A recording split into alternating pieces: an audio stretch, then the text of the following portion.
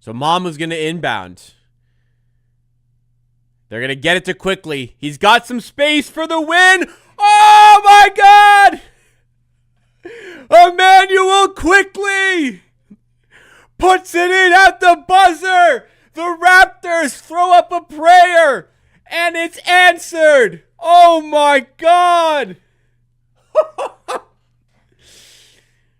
They played so poorly. Quickley could not buy a three all night. And with 1.6 to go, he launches one for the win. The Raptors. Oh my God. 97-96 win. Unbelievable stuff. They got him just enough space to get it off.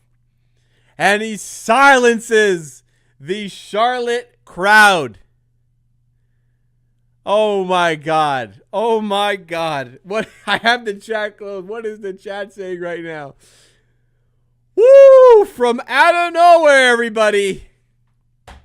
Oh my God. Immanuel Quickley gets it off. The Raptors have won 3 in a row.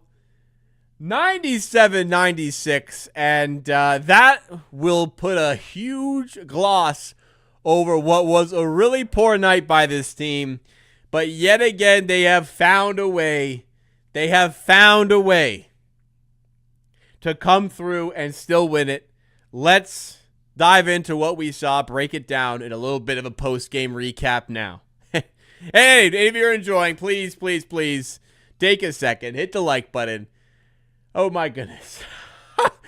we haven't had a true buzzer beater like that in a while. How about that, ladies and gentlemen? Let's dig into it, though. The Raptors, as I said when it happened, the Raptors were poor tonight. The Raptors were bad. They were real bad tonight.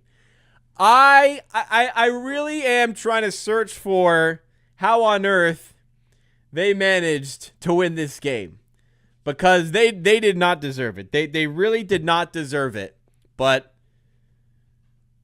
some heroics in the end get it done, I suppose. I mean, really what it comes down to, I guess, the Raptors loaded up on extra possessions here.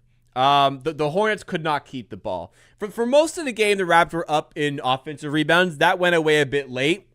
Hornets 16 offensive rebounds, the Raptors 15. The biggest stat, like the only reason the Raptors win this game, they commit 6 turnovers, which is extremely good, extremely low, and they force 18, which is good. But the differential there, 12 turnover difference. That is why we're sitting here right now with the Raptors winning, because they were bad.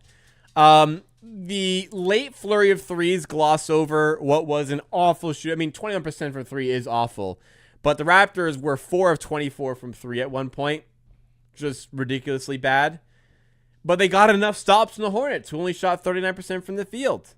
They went a little bit cold late, and with Barnes missing much of the second half, Ingram missing most of the game, only played 11 minutes.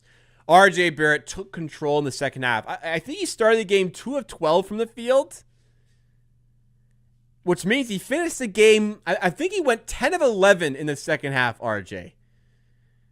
So took a bad performance, turned it into an amazing one. 12 of 25, 28 points, 3 of 5 from the line, 7 rebounds. Clutch buckets late, too, to go with. Like clutch bucket after clutch bucket late to go with it as well. Barnes started hot, tailed off, but had 17. Quickley couldn't buy a 3, man. He was 2 of 10 before the buzzer beater. Was finding ways to score. I thought it was overall a really poor performance from Immanuel Quickley. That buzzer beater will really mask over what was a not great night from him and a really bad night from the Raptors. But second half, RJ takes control. The bench, who I think had 5 first half points, step up big time. The bench finishes with 19 points. Mamu, huge off the bench, 10 points, plus 10. Shed, plus 8 in his minutes. Abaji was terrible, but the rest of the bench was pretty good. It was decent. I mean, really, honestly, just Mamu and Shed Walter wasn't great. Grady Dick did nothing. Abaji was shit. Battle didn't do much.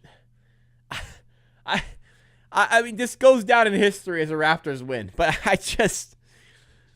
The more you look into it, the more you wonder how on earth they did it. But they did do it. They did do it. The Hornets will probably rue some mistakes. I mean, honestly, if you're looking for reasons the Hornets lost, you got to point fingers at Knipple and Ball. LaMelo Ball plus 17, 7 of 20, though. Looked very nonchalant in that one. I don't know how he's plus 17. I felt like he was bad tonight. He was plus 17. Plus minus doesn't tell you everything. Knipple, 4 of 17. Started well, couldn't get his shot going. I really like the Salon minutes because he truly is one of the picks in NBA history because he was minus 15. The Raptors feasted on him all night.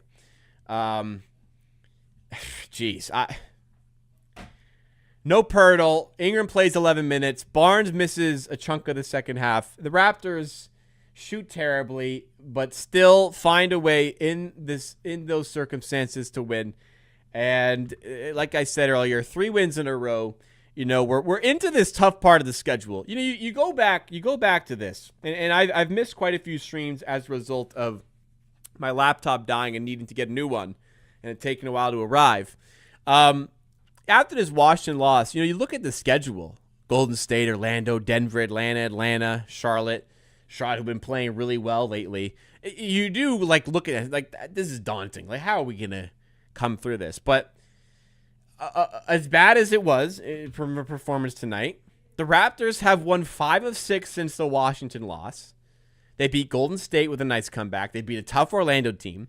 Honestly, the most winnable game was the Denver one against their basically G League team, and they beat us 106-103. You beat Atlanta again both times. You beat Charlotte here. Raptors improved to 23-15. They pulled another one out of their ass. It's been very impressive how all season they've just found ways to win. And you know, my thoughts have wavered on, you know, is winning games when you're not playing well a sign of a good team or a bad team that it's going to catch up to them at some point? I don't know, but we're enjoying the ride. They continue to win. People have complained. I complained. There's stuff that's not going right. But at the end of the day, the Raptors are 23-15. They came into the day 2 games off the 2 seed. It's going pretty well for the Raptors right now. And I think we should leave it at that. Reminder, like if you enjoyed. Subscribe for more content just like this. No Raptors happy hour for the time being. But, hey, there'll be plenty of watch-alongs coming up Friday, Saturday, and Sunday.